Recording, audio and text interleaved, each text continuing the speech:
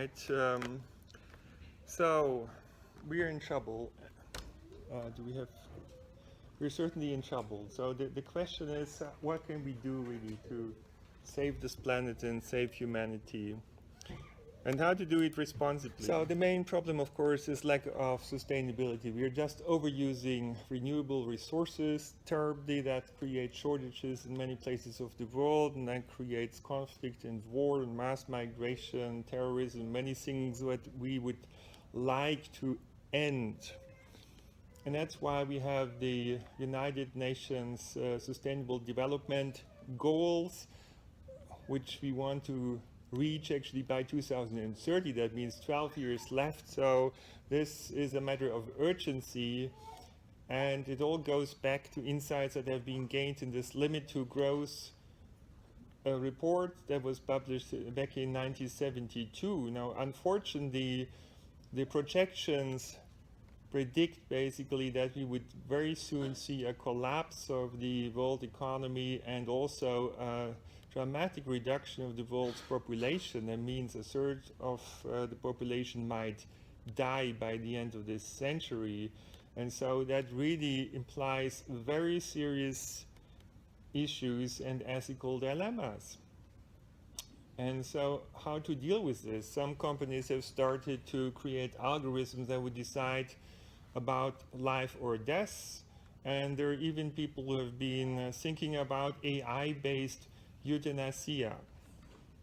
Autonomous systems, autonomous weapon to stop people's lives when maybe their citizen score falls below a certain value, who knows?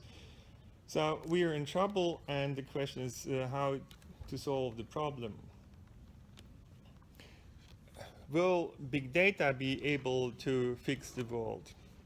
Within just 1 minute, we are producing 700,000 Google queries and 500,000 Facebook posts. As we move, as we go shopping, all of that creates data traces, and this data basically piles up to form big data and can be used for all sorts of things. And back in 2008, Chris Anderson had this dream that if we just had enough data, we wouldn't even need theory and science anymore. The data would just reveal the truth and what would have to be done. And that's why basically secret services and governments and companies have started to collect as much data as possible as we know.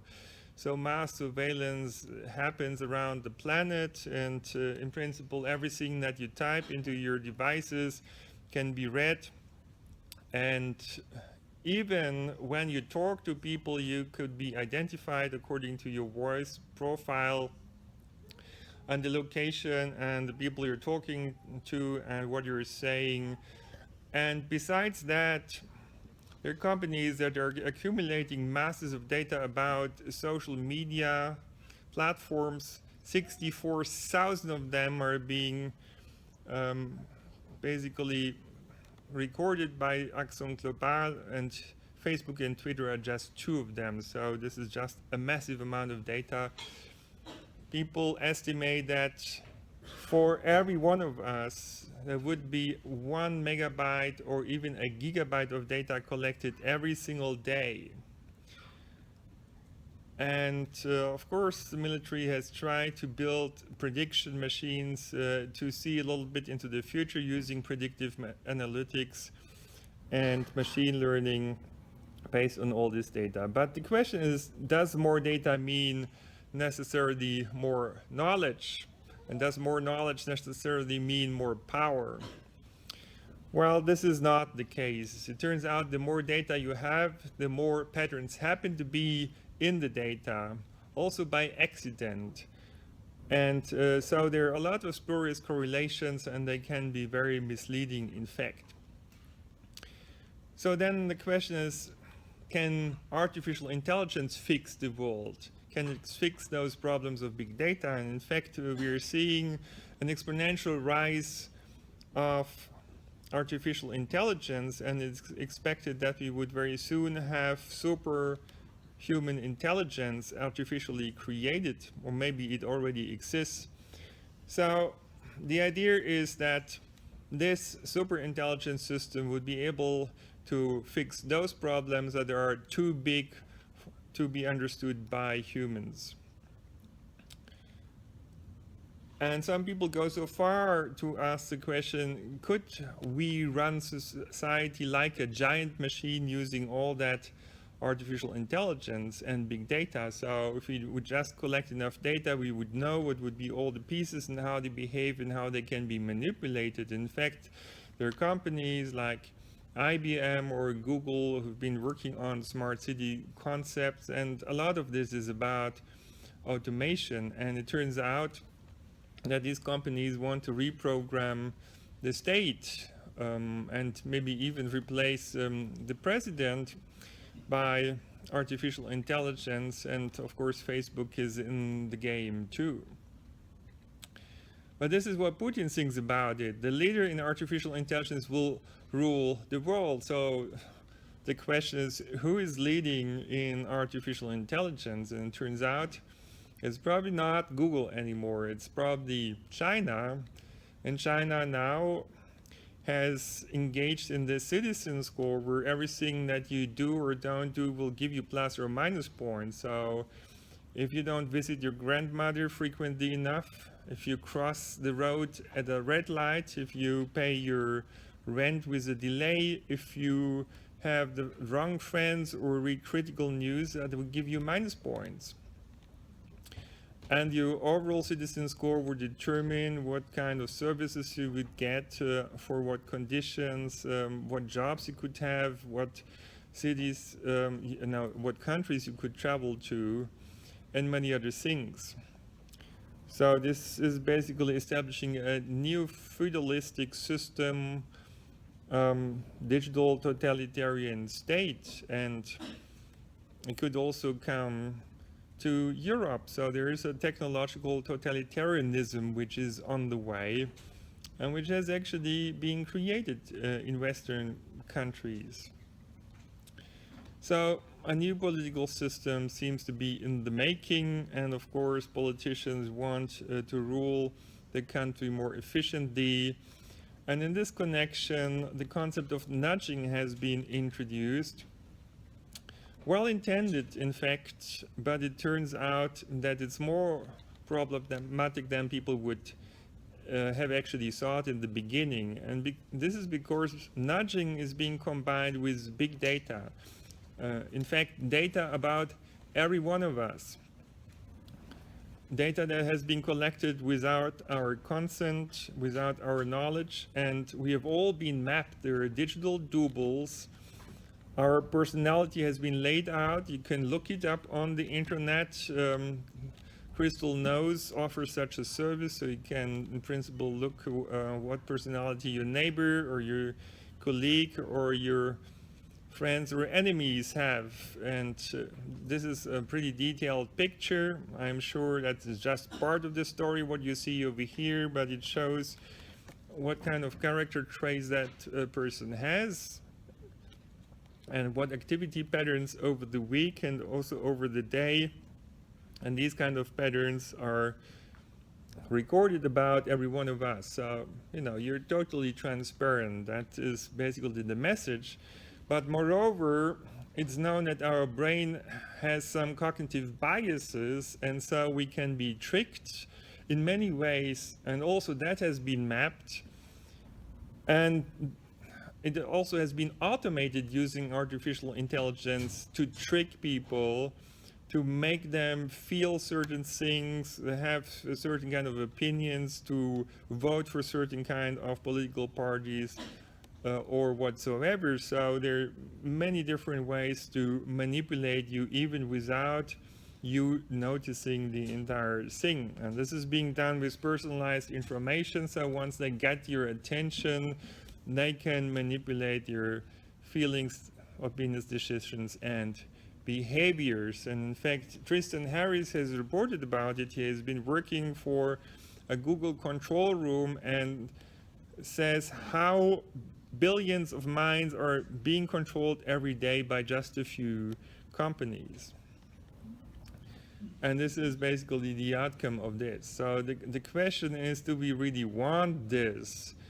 a world of deception and a world where we may still feel we take our own decisions, but in fact we're externally controlled through technologies that are called neuromarketing and in different ways. So then if you have a look at one of the recent books of one of the fathers of nudging, it's called Misbehaving. It basically suggests that we people, we're all behaving in the wrong way, and so our behavior needs to be corrected by the state or by companies. And if you see the picture of that flock of birds, it doesn't look like a flock of birds. It looks like a crystal, right? Like a march formation of soldiers. And so I think it's very different from this decentralized self-organization that we find in flocks of birds, where there's no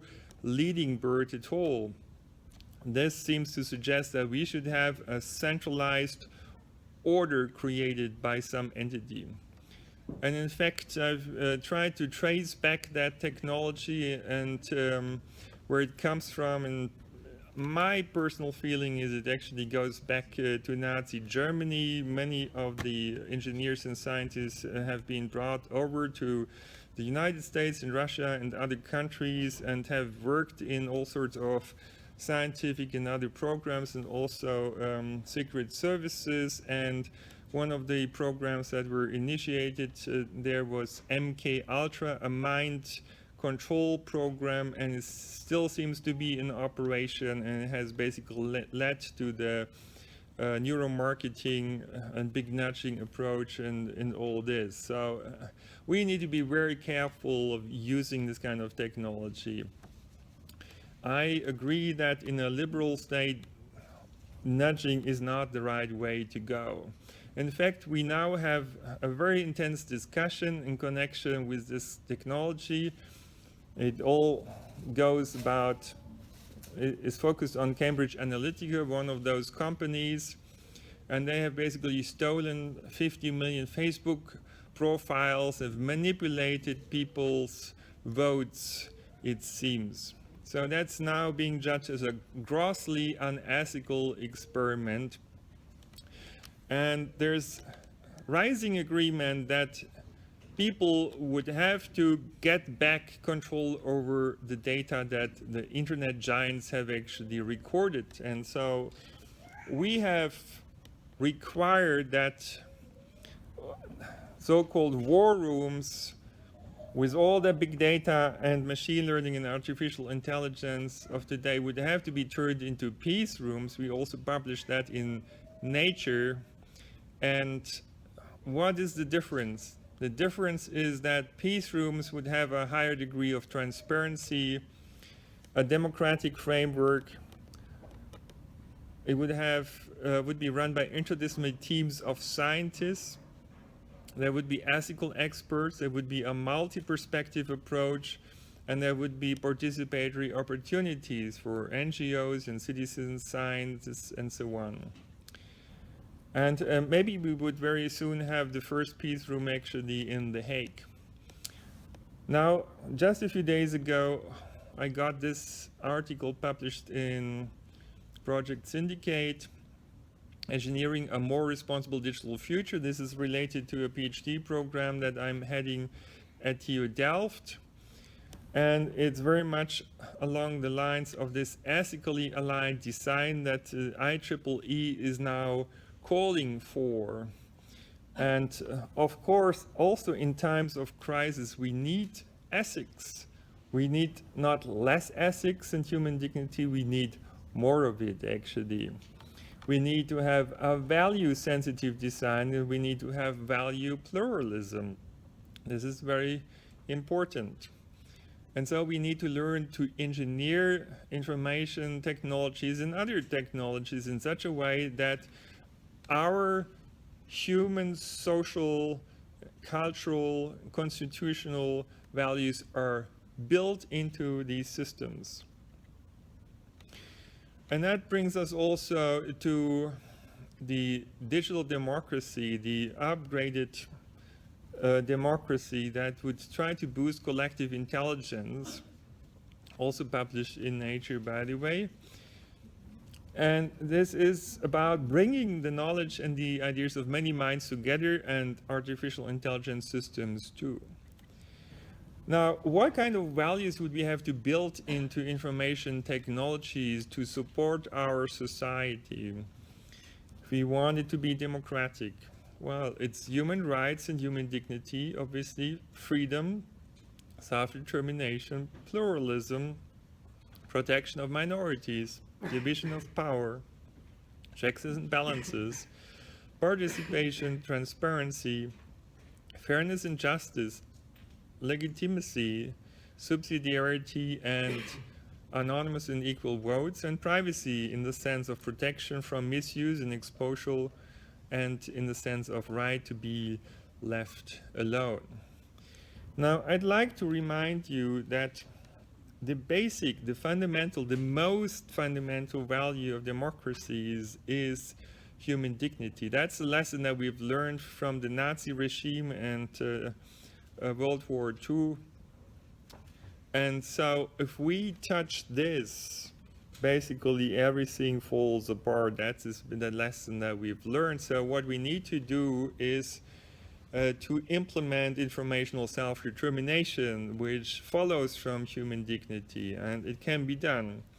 So what we should do is we should get back control over those digital doubles that have been created. So all the data that's being produced about us, intentionally or not, should be sent to a personal data mailbox. And it should be legally required that that personal data can only be used with our informed consent. And we should have a platform that helps us to administer the data and basically determine in this way who's allowed to use what kind of data for what period of time and what purpose and maybe what amount of money. And if we don't agree with it, it shouldn't be allowed. And there would be actually high fines if you violate this principle. We would have AI-based digital assistants that help us to administer the data, so we don't have to spend much time. They would know our privacy preferences and whom we would like to share what kind of data with. And in this way, we would have a competition of companies actually for the data of the people. And as we would give it to those companies that we trust, there would be a competition for trust. So we would end up in a trusted society. Companies really would have to be transparent about what they're doing. So all the data access would have to be recorded and also sent to the data mailbox. Governments and scientists would be allowed to run statistics on data, but that would be also transparently reported.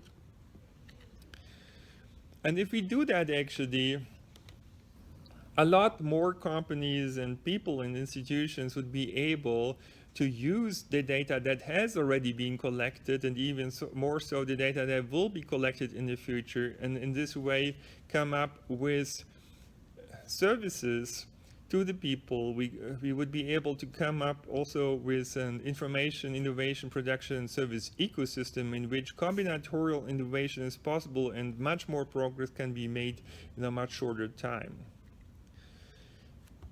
Moreover, I think we need a new paradigm where we would go from the attempt to control people towards empowerment and coordination, co-creation, co-evolution, collective intelligence.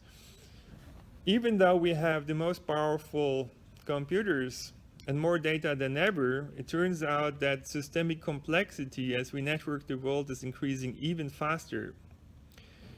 And that's why there's a loss of top-down control. Instead, we need distributed control and systems that support self-organization and self-governance. That means to go away from those over-regulated systems towards systems that would support good decisions. And so how can we build a self-organizing, sustainable, and resilient society? Basically, we can now use the Internet of Things to make self-organization work 300 years after Adam Smith's invisible hand concept. And we would combine the Internet of Things with blockchain technology, for example, and we'll explain how that allows us to build a circular economy. And that's why we are running very successfully, by the way, these blockchain and Internet of Things schools, so-called BIOTS. We had 200 students in 26 projects ranging from energy to finance, from sustainability to democracy, and many more subjects. So that was really very impressive. What do we need to do? We need to create, first of all, more awareness. Second of all, we need to support orientation. Third of all, we need to offer real-time feedback. And then we can actually change interactions between those different elements of the systems that make up the world, and through mechanism design overcome problems such as traffic jams and stop-and-go traffic. In fact, we came up with a decentralized approach that would dissolve traffic jams on freeways. We came up with a self-organized traffic light control where the traffic flows would control the traffic lights rather than the other way around. And it turned out to be superior to the centralized control attempts of today. So less waiting times for everyone, and also a gain for our environment. And very similar approaches can be applied to logistics and supply networks, and to societal contexts as well. Now, how to specifically boost sustainability? And that requires a multidimensional real-time feedback system that we call socio-ecological finance system for the Currently, every one of us is producing about 50 tons of waste in a lifetime. These are a lot of furniture, cars, computers, smartphones, and many more things. We're just throwing them away in many cases. And it would be enough materials for 5 people, say, if we just would organize the use of these resources in a different way. And so how to get towards this circular economy? First of all, we would need to map the externalities. That means the external impact of our behavior on the environment and others. Noise and CO2 and waste and things that we would like to reduce, but also positive things like education, health, reuse of resources, and so on. And we would build multi-dimensional incentive system with blockchain technology to incentivize those behaviors that we'd like to have. And it can be now done with blockchain. It would create new market forces that basically would make the reuse of waste more attractive and thereby close the economic circles. And of course, the sharing economy would be an important part of that circular economy too. We furthermore need to engage into more open innovation to unleash the power of ideas. I mean, open data, open science, open innovation, citizen science, fab labs and maker spaces, and how to really empower people to make more contributions to innovation in the world. This requires a new investment system besides venture capitalism. I would propose to introduce an investment premium. That would be a new kind of money that would be put onto everyone's bank account every month, and would be money not to be spent by yourself, but to be given to other people with great ideas, people who engage in realizing and materializing innovations, people who engage into ecological and social and neighborhood projects. This is what you would give that money for. Whatever you find important, you give that money for. And this would basically empower everyone with great ideas to realize those ideas and would empower all of us to make a contribution to a better future and unleash this wisdom of the crowds. And City Olympics would take it a step further.